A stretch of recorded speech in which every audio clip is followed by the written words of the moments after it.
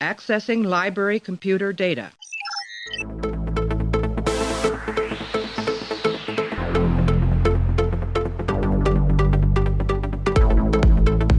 And to make sure that history never forgets the name Enterprise. Hey everybody, welcome to the Pensky Podcast. If you haven't tuned in before, this is a podcast where we are running through all 178 episodes of Star Trek The Next Generation, giving our thoughts and feelings about each and every one. Right now we're up to episodes 16 and 17 of season 6. It's Birthright, part 1 and part 2. First one was directed by Weinreich Colby, second was Dan Curry. It was written by Brandon Braga in part 1, Renee Echevarria in part 2. Aired back on March 7th, 1993 and March 14th, 1993. In this two-parter, Worf and Data both seek to know more about their fathers, Worf through an adventure to a world inside a Romulan territory, and Data through a newly discovered dream program. Mogh Operandus is here to talk about this one, so right after this, me and Mogh are going to come back and talk about A Birthright. Bird did not appear in my original experience. This vision is different. Of course it's different. It's never the same. Always changing. Unpredictable. Doesn't make sense.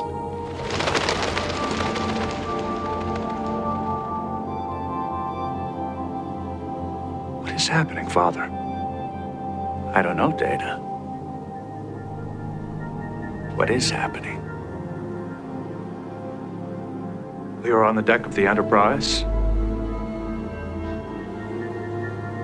My cat is present.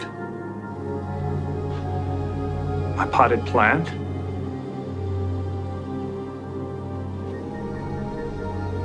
And my paintings. A beginning. Still a little grounded in the mundane, but showing promise. Hey everybody, welcome to the second two-parter of season 6 so far. We had Chain of Command, and now we're going to follow that up with Birthright, parts 1 and 2. We're going to be doing the same as we did for Chain of Command. Both of these parts are going to be done in one episode, and we're joined, of course, by Mogh. How are you? Hi. Welcome to our Birthright, and welcome I haven't been gone that long. Your listeners are going to be sick of me. I've only been gone for like one episode in between here, I think. That's true. Our recording is all out of whack. It's probably bad for me in terms of, I feel like that really affects how I view the seasons I've found now. I just put up my worst of video for season 5, so I'm a little bit behind. But season 5 was the first one I started jumping around in. And I think it really impacts how I remember the seasons, which is kind of weird. But okay, that's just, it's like, I have a harder time gauging the the flow of the season. Although we're solidly now into the strong portion of season 6, I think, and that can be said. So we're going to talk about Birthright, and Birthright is, well, I guess we're going to start with the first part. We're going to talk about the two of the same thing, but let's just keep it simple and start about the first part. What do you think of the first part of Birthright? In comparison to the second part, I don't think it was as good, really. Oh, really? Interesting. Yeah, I don't think. I mean, I kind of wish they had either made Data's story more meaningful, I guess.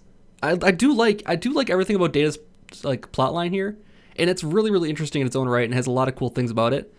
But I feel like the resolution of that compared to Worf's resolution is nowhere near as significant. You know what I mean? They're not on par. I want them to be on par with each other. They're not. Yes. I think I kind of agree and I kind of disagree. I think it's a little weird that they don't continue his storyline in the part 2. Yes, yeah, I wish they had. It seems like there's more to this story that like they didn't want to get into or they didn't develop all the way. And, yes, yeah. But Worf's think is pretty gigantic too, so it maybe just taken over all the time for the second episode, maybe. Yeah, I'm sort of conflicted. I feel like Worf's storyline is like big in terms of like he takes up a lot of the time of the episodes and everything. The first part is actually, I think, is more a Data episode than it is, the second part is, and I think that despite the fact that Data's story is shorter, I think his story is so much more interesting than Worf's story. I really, really, really, really, really, really love the Data storyline in this episode. And I think it's funny to me because the Data storyline, I barely remember that this had happened. But I feel like it's the show reaching a point that it's never actually gotten to before. And they kind of shoot themselves in the foot in the last scene where Data's talking to Bashir about it. They kind of shoot themselves in the foot there by saying that he got to it accidentally. He got to this level where I don't think they should have done that. I think they should have had Data, just as his growth of a character has allowed him to reach this stage of right. his Yeah, it's something without himself. Like he didn't do anything to reach this higher plane of existence now. Right. They just say it was an accident, and it's like that kind of. I'm like, oh, I wish they hadn't done that. I wish they hadn't. It takes done something that. away from Data's struggle, right? In a way, yeah. But I just think it's a little artsy. I don't think it's too artsy, but I think it's so unique for the show that there's no conflict in the storyline, and it's just purely enjoying sort of almost a character wrapping up his story at this point, because there's not much place for Data to go after this. Like, him getting this ability is kind of the end of his story in a weird way. Do you agree? Yeah, or it kind of is. This should be the resolution of. I mean, there should be some type of resolution that evolves out of this. They never kind of revisit it, though. No, they don't. I feel like this reminds me. I was just thinking. This kind of reminds me of like the stuff in the new version of Battlestar Galactica, where it's like all this like symbolism and stuff they throw into it, and you're thinking it's leading someplace, and it doesn't really pay off ever. Yeah, and that seems like it's going on here. I loved everything about with the dream and the bird, and Data being the three-eyed raven. I liked all that stuff. It's just I wish they would have had a payoff in part 2, maybe, or make this evolve into something in a later episode. But yes, this doesn't seem to go anywhere. One review I was reading said that this was the show kind of hinting at what a serialized show would have been like, which I think the Data story is really about that. It's really about like his sort of evolution as a character. And I think I agree that it's really, I don't think it's the fault of the episode. It's a fault that they don't continue this plot, because this seems like a character shattering moment for Data, Yeah. Like it's really a drastic change for him. And watching it this time, I was really just struck by how it's purely about the character emotion and feeling like sort of celebrating for the Data character at this point. Like he's reached a whole new thing. And it's also by far the best use of Soong as a character. Yeah, I would agree. It's very cryptic and you get a lot of character from Soong out of this. I think you do more than anywhere else, really. I mean, the problem with he had an appearance in Brothers, and I think he's had one other appearance as a holodeck creation. Yeah. The problem with Brothers is that he was just the wacky mad scientist, right? And it didn't mean anything. This one, he thematically represents sort of being an agent of chaos, which is what he's telling Data being human is kind of about. Like he tells him there's no reason you're never going to figure out what your dreams mean, and that's what it means to be human. And Data is spending the episode trying to analyze the situation, right? Mm-hmm. And the appearance of Soong, and it's the best appearance of Soong, is he's basically sort of you can't explain this, so don't even try. And that's him explaining to Data what it means to be sort of... And that's the beauty of it, kind of thing. That's the beauty. Exactly. And I think that's the beauty of the storyline, is that it doesn't amount to anything, but it means everything at the same time. Yeah. The Data plotline is super interesting here. And I guess in the first part, I think that I do think that the Worf stuff is overshadowed by the strong Data plotline, for sure. Yeah. It's super interesting. Like the ideas of Data becoming his own culture when he has that talk with Picard in his ready room. Yep. Of that he's a culture of one. And he has to find his own meaning and stuff. And then it's like you start thinking about it, and it's like this obviously is coming from within Data's mind. So Dr. Soong is not actually have done this. This isn't programmed. This isn't history. He's making up this vision in his mind himself. Yes. And that's when he's drawing pictures of it. He may actually just be creating new memories inside of the dream world he's going into. Right, exactly. So it's really interesting stuff going on here, and I just wish they would have paid it off a little bit more somehow. Yeah, the Soong program seems to just be to inspire him to get to this kind of creative point. And the Soong program is kind of sitting there as a marker of when he gets to that point. Mm-hmm. And it's like unlocked. Okay. Right, he unlocks it, and it's like, oh, now you've hit this level. They shoot themselves in the foot by saying it was an accident, which was stupid. They shouldn't have done that. But I don't think it ruins what was going on. And it even ties into, I should have mentioned at the top, this episode not heavily, but it largely focuses on DS9 and DS9 characters. The Enterprise is docked at Deep Space Nine at the very start. And they do something really interesting. They bring on Bashir, who not only shows the difference in tone between the shows, where he breaks the rules to get something done that he wants to get done, he also is interested in Data more in how human he is than how fast of a computer he is, which is really fascinating. That's like I really enjoyed how they sort of turned that on its head. Yeah, they might have picked one of the best characters that exemplifies that difference between the two series, probably. Yes. Yep. As far as like the difference of the type of doctors you get and that kind of thing. Yes. Yeah. He's totally different from Crusher, with a totally different philosophy on how things are gonna go. I kind of wish they just had more Deep Space Nine stuff in this. Honestly, I want to see what everybody else was doing on Deep Space Nine. I want to see what everyone else is getting up to. How did they not have an O'Brien? They mention O'Brien, but they don't have him. They didn't bring him back. He's right there. It was just Jody doesn't like the food, so he makes some crack about it. He's going to tell Chief O'Brien to fix the replicators. I was like, how does Cole Meany not just have a single 5-second scene where he walks into that scene and shakes their hand or something? Just just looking disillusioned when when Geordi tells him that. It is very, very upset by it. Yeah, I wish there was more Deep Space Nine. I wish there was more. I don't know if you realize it's James Cromwell who plays the alien. Okay, yeah. His voice sounded super familiar. Yeah. So he's really good too. Yep, he was previously played the guy in The Hunted. He played the prime minister of that episode where the super soldiers are hunting people. He's also Babe, the pig farmer, in L.A. Confidential, the corrupt cop, and also obviously First Contact's Zephyrin Cochrane. So he's no stranger to Trek. Yeah, I mean.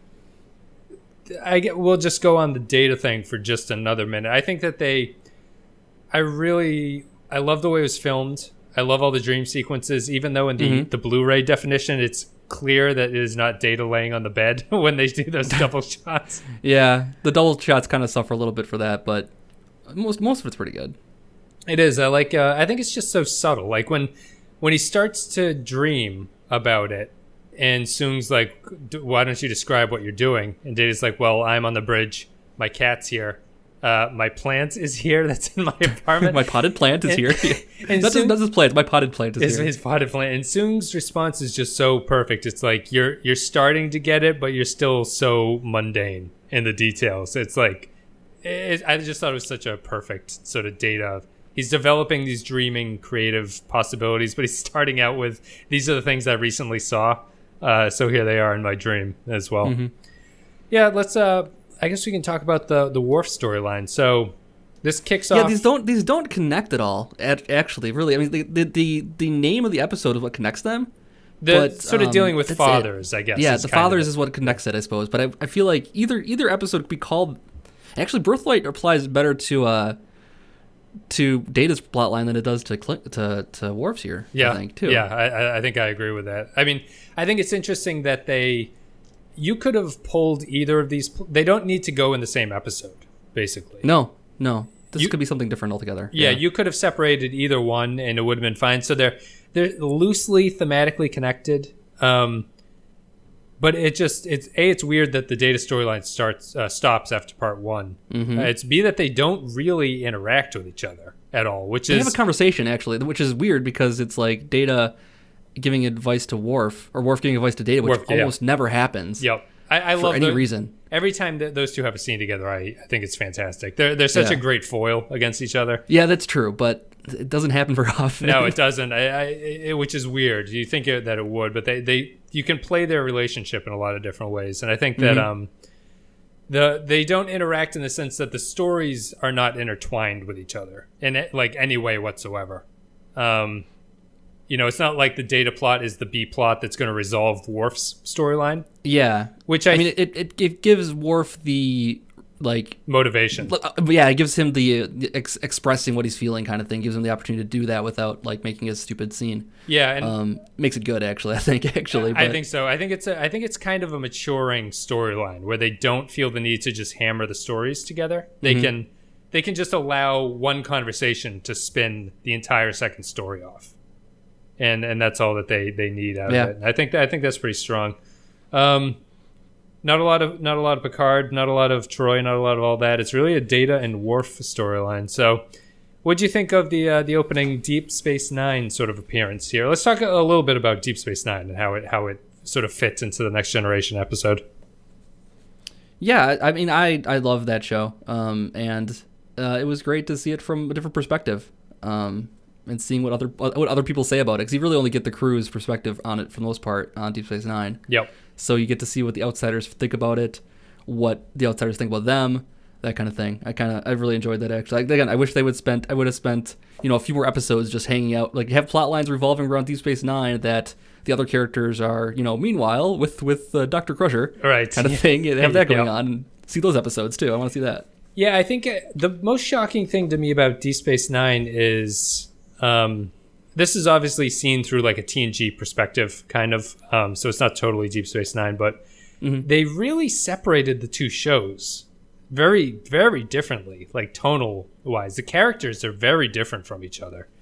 And it's just like they got that difference right away. It's not like it's something that developed over the course of the show. Like Deep Space Nine was developed very, very differently.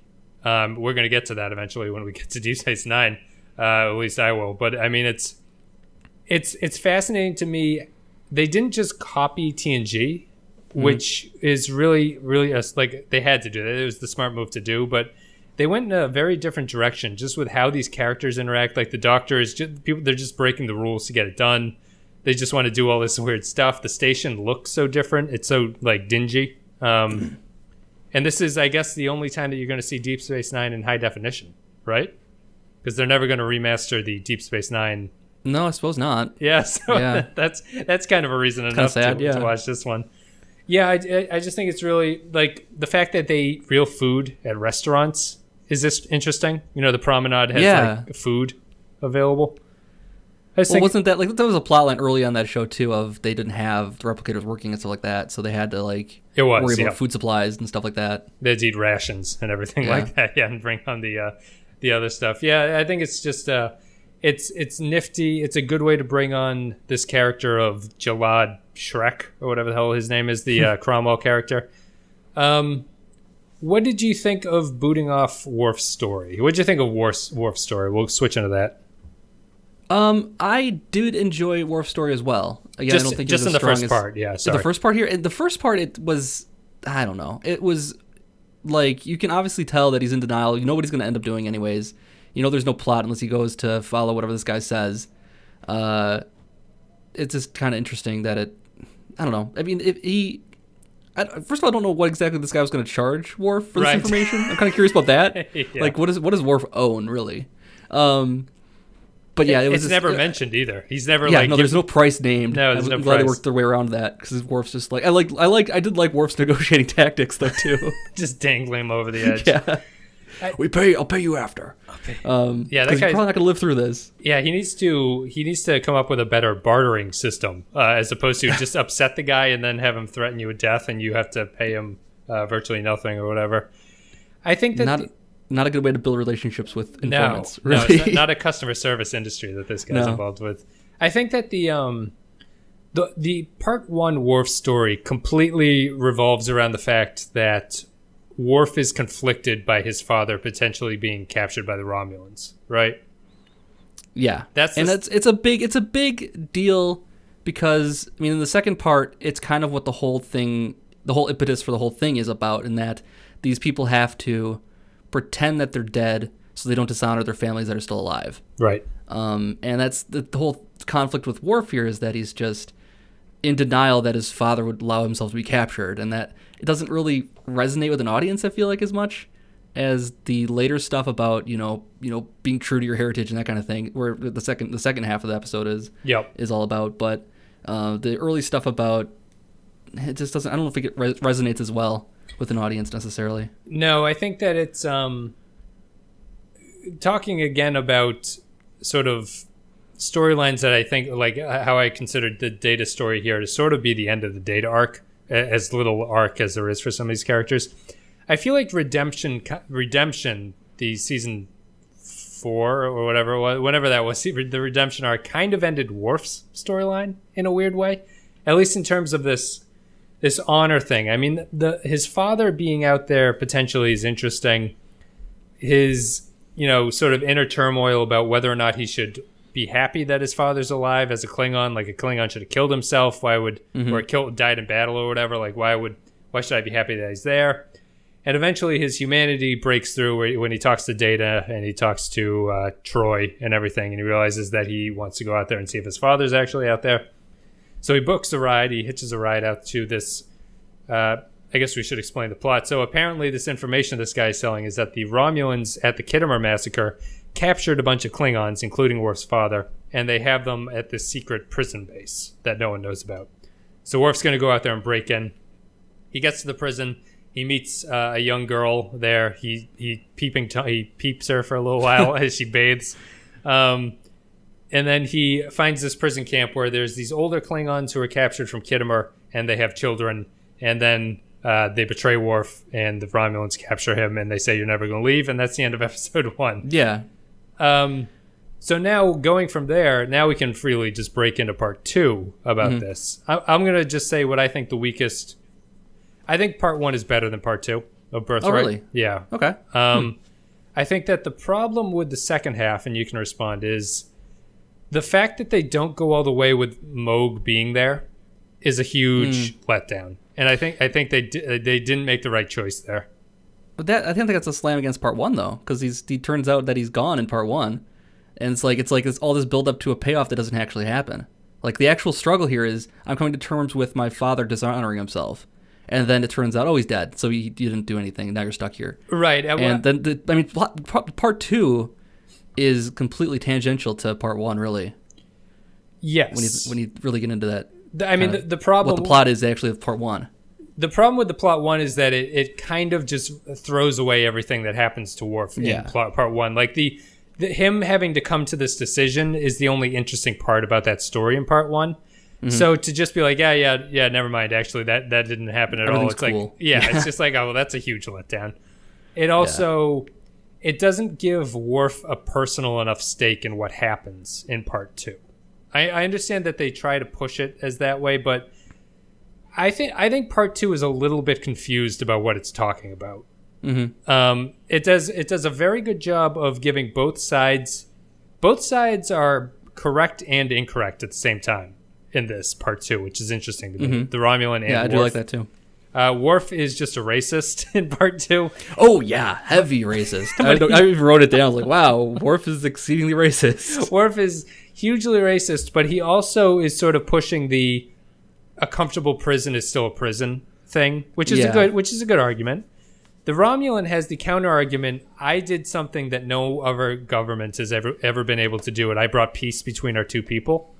Which is a good argument, but he's also incorrect because the only way he can do it is by having them in prison, basically. Right. He's at the end of the day, he's still the warden kind of thing. Yes. And no matter how well you get along with your prisoners, you're still the warden. You're still in charge. There's still a power structure there, yeah. So I think that's a really great central conflict. The problem is that they keep going back to the Worf trying to push culture on them. And it's like, I think it's more interesting if they didn't do that and they showed Worf more about how much because Worf is just an ideologue of a Klingon, right? We've gone over that before. Yeah. If the kids had showed him that it's different than that, like that they're not any worse off just because, like, outside of being in prison, which I think is the way they should have gone with it, they're not any worse off than he seems to think that they are, and they don't really go that way. What do you think? Well, I liked it first because I thought his whole seeding descent kind of thing was a tactic to escape. Like, that's what a good Klingon would not let himself be imprisoned. So I thought that he was trying to like sow the dissent so that people would rise up and he could escape, kind of thing. And then I realized it was kind of about that. He was starting to take on this fatherly role of showing them how to be Klingon. And you're right. I mean, if they had done something more interesting of that, the truth being somewhere in the middle between, you know, peace and the war race, it might have been more interesting resolution, probably. Yeah. Where he would learn something from them, they would learn something from him, and they could figure out something in the middle. Because, I mean, you do have one character here who, by her nature, is stuck between both worlds. She can't leave the prison without being ostracized by everyone. And I don't think she leaves at the end. She doesn't. Yeah, she's stuck there. She's still yeah. stuck in the prison, and it doesn't resolve that. So you need to have a plot here that allows her to come to terms with herself.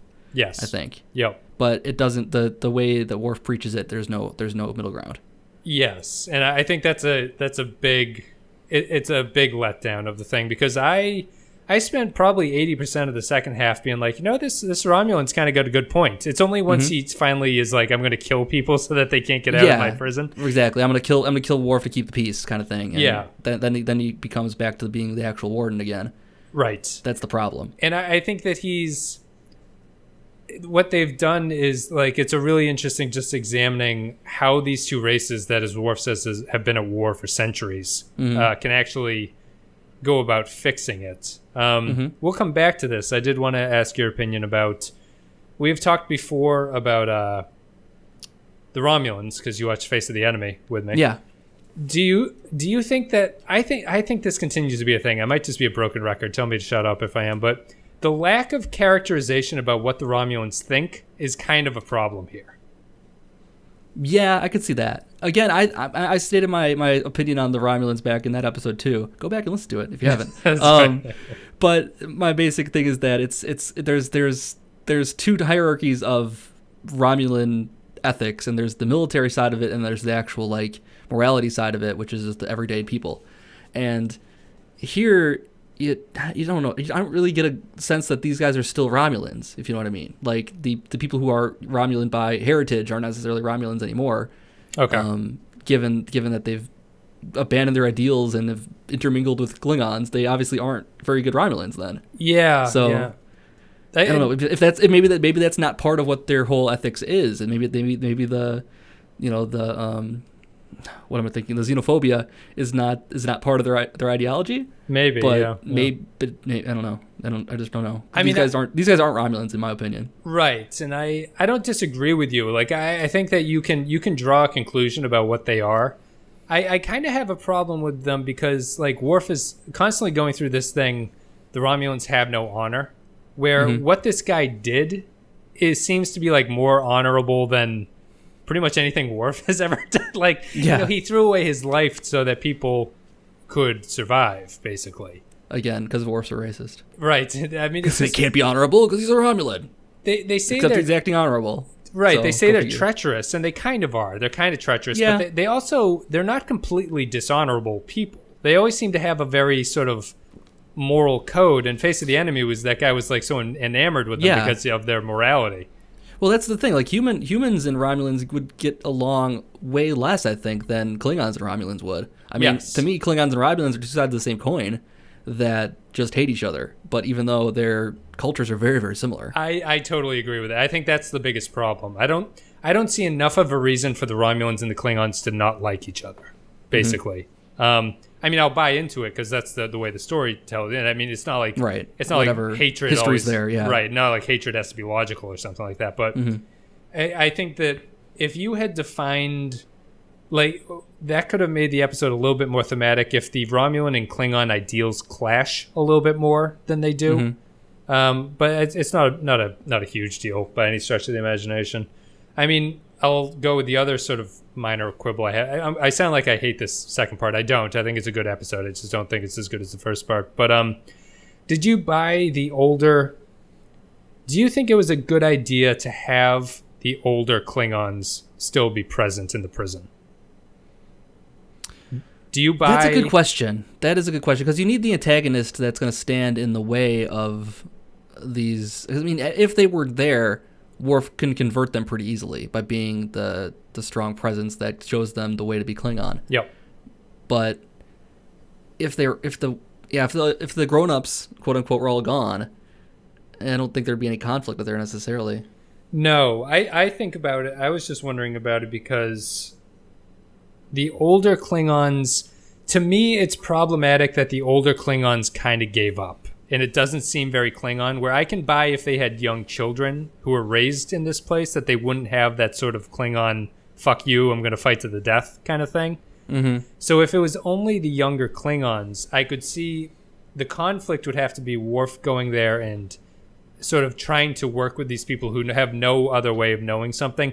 I don't really understand why the older Klingons gave up so easily, when that seems to be the very antithesis of being a Klingon, sort of. Well, it goes back to the first part where Worf is so conflicted that his father didn't die in battle, and that it's such dishonor to his entire generation. Like, it would be like Alexander's children would still be dishonored by that if his great-grandfather was, taken captive. So apparently it's a big deal. And again, I don't think that resonates with an audience very well because it doesn't really seem like a big deal. Right. It's not totally relatable. Because they do explain away how they got captured and allowed themselves to get captured pretty easily. They say, we were knocked unconscious. We didn't have a choice. And then we tried to kill ourselves. And they wouldn't let us. So they tried to do then they wouldn't take us back. Yeah. I feel like the Klingons either would have fought, like they would have, every chance they got, they would have had a guard. Escape. Yeah, just try to go over the wall every single day, and right. If you get killed doing it, then you've achieved your honorable death. Yes, exactly. And also when the start of part 2, when Worf is talking to the older guy, and he's like, Worf's like, I came here to find Mogh because I think that it's worth coming out here and doing that. The older that line. Older Klingon is just like, if my son was here, I hope he'd have the balls to kill me. Is basically what it's like, oh my god, yeah, it's such a dig on Worf. It is, and it doesn't make sense as to why those older Klingons have given up so much. Yeah, that doesn't sound like somebody. He says that line, and then the rest of the episode disproves it. Why don't they just kill each other? Just like fight. You got your hands, choke each other out, and the last guy alive just has to deal with it. Right. That's the honorable one that stays alive, and that's the honor he has. It took like 4 days before they wanted to kill Worf. I mean, how long did you guys try to escape? Doesn't seem like you tried long enough. No, that's the thing. Do you think that's a problem, or do you think that I'm just sort of barking up the wrong? No, I think you're right. They did give up. It doesn't make a lot of sense that they would give up like that. Yeah.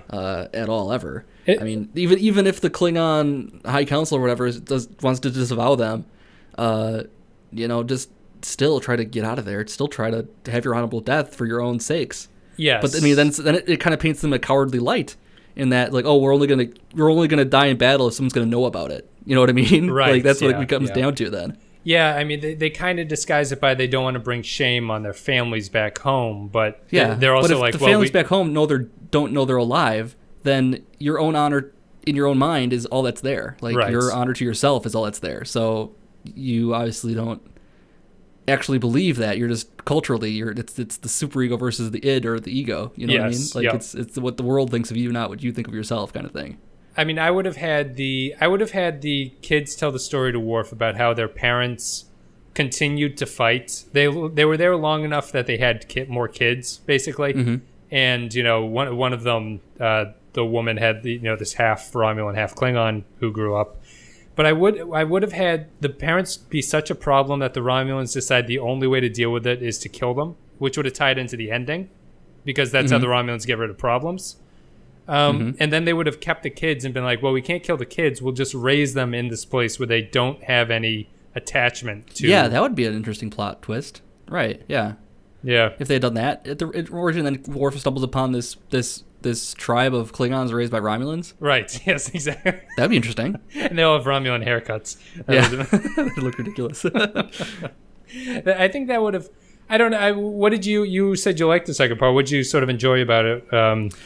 I liked the kind of insurgent angle of Worf being the dissenter and Worf being the rebel for once, because he's such a law-abiding guy generally, but when it comes to it and he can actually be someone that's a little more roguish, it's kind of fun, I think. Like, he seems like a bad boy in this, and it's not his style usually. He gets to wear his ninja outfit. He looks like Luke Skywalker from Jedi. I wrote that down. He does, when he's like jumping over, wearing the turtleneck, over banisters and stuff. Yep. Yeah, that's. I mean, I think that's I like the storyline of part 2 of like where this is sort of going and what they're trying to do. I like the idea of Worf teaching the kids about Klingon culture, and it's also a little subtle in that it's not all about, like, I don't think Worf actively ever tells them to rebel and try to kill the Romulans. No, he just shows them a different way. Yeah, like he just introduces and plants the seed. That's why I thought at first it'd be interesting if it was just a tactic to kind of bring down the prison from the inside. Yep. But it seems like he actually cares about the kids and stuff at the end. So that weak sauce mother. Weak. Yeah, I like the. A true Klingon would have killed all of them. That's right. Yeah, he would have. Weak. When a true Klingon doesn't wait to be executed. Right. He just goes into it. The thing about the like, I just like the fact that it's a lot of the myth stories. He tells the kids the stories. He teaches them what the songs mean. Mm-hmm. I kind of have a little bit of a problem with how quickly it has to happen quickly, but how quickly the young male like switches and is like, now I'm a Klingon, and he starts. Oh, he gets a taste of blood and he knows the songs. Yeah. Yeah, he's like, I don't smell it. Oh, wait a minute, I smell everything. I'm a Klingon. Like, and it just kills the pig and goes after it.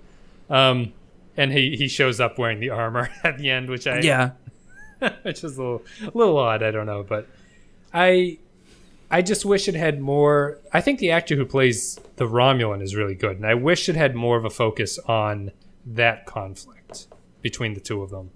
I don't think it's short conflict between the two of them. I think the scenes between them are very good. I like the scene where he pours 2 drinks and Worf, like, sort of not regretfully, but he's like very, he doesn't want to take it, but he takes the drink eventually when they're talking to each other. I like that little touch. It's nice. I like the fact that Worf's racism is played up. Like, it's ridiculous how racist he is towards the Romulans. Yeah, in comparison to everybody else here who's getting along really well, it's very apparent. And he did kill his parents. I mean, I have to. Right, he's got a grudge. I mean, he has his reasons. Yes, but still, as abstract as they are, because you've never really seen anything to do with it. True. But it's you've never. But then he's like disgusted by the girl as soon as he finds out that she's a Romulan. And then he sleeps on it. He's like, I guess I'm cool with it. It's fine. It's not your fault. Did you think it's not your fault? I thought they did a pretty good job of blending a Romulan Klingon face. Like, even before her ears. You could tell something's off right away. Like, it doesn't seem like she's very. I mean, there's varying like ridges on Klingons, but it's right away. It seems apparent something's different. Yeah, she's a little bit more like triangular, which is the way I think of like the Romulan head with their goofy hair and like sort of pointy chin. But I thought they did a pretty good job of all that stuff. I would have cut down a little bit on the Worf Tai Chi because that makes me laugh. There's a lot of Tai Chi. Yeah. There's a lot in this, and the people who start copying him when they're in the courtyard in the background, they start doing the motions and everything like that. Yeah, I would have gotten rid of that a little bit. I have another question for you about this one. Why are some of the Romulan guards young? Very good question. Like, I thought maybe those are like brothers of the younger kids there that are like half Romulan. Oh, and they're also guards. They look more Romulan, yeah. Oh, I don't know, maybe. Huh. But yeah, again, like the Romulans are sending new guards in for this place. It seems like the whole thing's off the register with both camps. So. Yeah, I thought the Romulan government just said you get over there and you do whatever you want. And we're not going to bother you, but you only get the people who are with you in the first place. I mean, if they had found out, if they had found out he had married a Klingon, they probably wouldn't be helping him out at all anymore. So he's on his own. You can tell he's on his own. Yeah, so I guess the ending proves that the Romulan government kind of is aware of them still, because they send a warbird to pick up. Yeah, where did that come from? I don't exactly. That was kind of weird. I thought they should have had an alien freighter do it. They did say there's a supply drop coming in. Like the kids, the younger guy says that there's a supply ship coming in tomorrow. Oh, that you can get out here with. So I mean, so they're bringing him supplies still. So they have some type of trade system set up with them. Yeah, still. Whenever I hear there's a supply, I don't picture a warbird bringing supplies. Like I picture. What else are going to use? Yeah. Yeah, I picture like another alien species or something being used for it. Like the Ferengi would be involved in that kind of stuff. Maybe. Huh. I really wanted the half Romulan girl to show up on the teleporter at the end. Like, did you? They showed Worf and the boy, and I just wanted her to not be there, and then maybe pull back and she's there. Because really, the Federation's the only place she can really go at this point. That's true. I mean, she's not going to be trusted because she's a Romulan within the Federation, but still, she'd have a better chance, I think, than with either of the other two camps. Yes, she's with people who are honestly, they're not long for this Earth the way that these older folk are she's gonna getting. be all alone there if everyone else left. Yeah, that's a good point. Why wouldn't she go with the Federal? I guess it's just that she doesn't know, but I guess it's supposed to be sort of tragic that she can't be there. Maybe. And also, Worf's relationship status would be screwed up going forward. It's true. So one other question for you. I was reading a couple reviews, and they thought that the Worf and Picard conversation at the end, that Picard was aware that Worf is lying to him. He seemed to have a little glimmer in his eye of oh, I get it. Yeah, no one survived. Yeah, okay. That's interesting. I was watching it, like, sort of thinking about it, and I had the impression that Picard bought it. I think I was projecting. Yeah, I had the exact same thought that the reviewer had for a moment, and I'm like, no, I'm just projecting my own thing onto that, and it's not actually what was going on there. Like, because if that's true, and the very first person that Worf tells this lie to doesn't believe him and sees right through it, it's not going to last very long. So I think just for the sake of the show and the continued colony there, you got to assume that Picard bought it. I 100% agree. I don't think the story is served by Picard seeing through the lie at all. And he might be too smart for the room kind of thing, but still, like, he's not going to show it. I think he's smart enough to not show it then, right? If that's the case. Yes. That's something you play it totally straight and have the audience wonder. And that's exactly what happened, I think, is what happened. He played it straight, and we all think, oh, he knows. He knows, yeah. Because he's never not known anything that's going on. Right, exactly. Before. I take him as the guy who knows everything, so. Yeah, I was a little... I was really just watching it and just being like, he has to buy it. Like, it doesn't serve the story otherwise. Mm-hmm. And I think the final line of everyone died at Khitomer is just such a wonder. It's like... It's a great ending line for that, knowing that what we know about what we just saw for the past 2 hours or whatever. Mm-hmm. Yeah, it's a pretty interesting little thing. Well, I think we've talked this one in the ground. It's kind of a neat little two-parter. I think it's intriguing. We'll go to final thoughts. I'm going to play an audio clip. Me and Mogh are going to come back and give our final thoughts and ratings for Birthright Parts 1 and 2. Well, Worf, you've had quite an effect on the young people. I have done nothing more than show them who they are. No, you have shown them what you want them to be. Tell me this.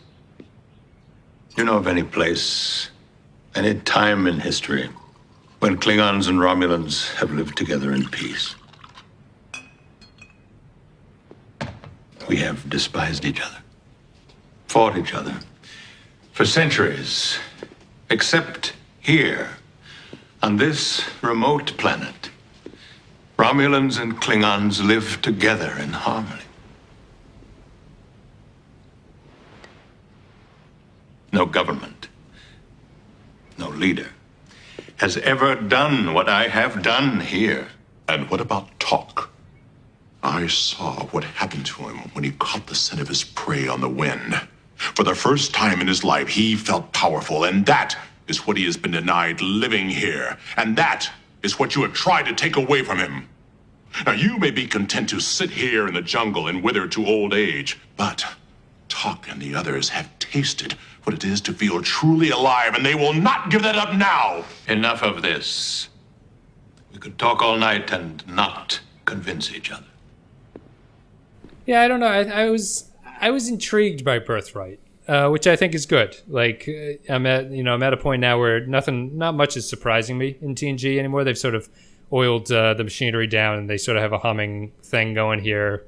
They spit out reliable episodes, every week, and this one was surprising to me. The first part in particular was surprising to me, and I think that the second part had a lot of potential that, well, it was a good episode. I don't know if it really followed through all the way for me, but we're going to rate the episode now, guys. If you're on YouTube, you can click on the upper right-hand corner. There's a little box there, or a little circle. You can click it, and the poll option will come up. You can vote on what you think overall this one would get.